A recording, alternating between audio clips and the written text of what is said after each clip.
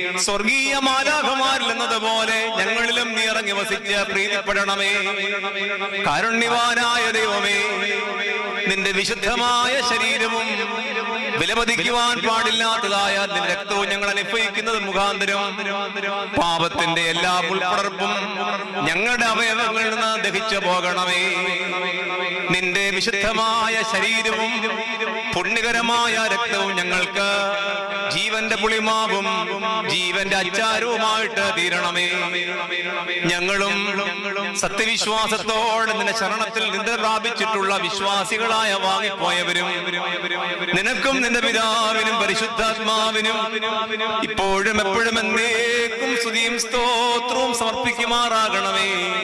ഹോശോ വബകുല സുബാൻ ലവൽ മീൻ.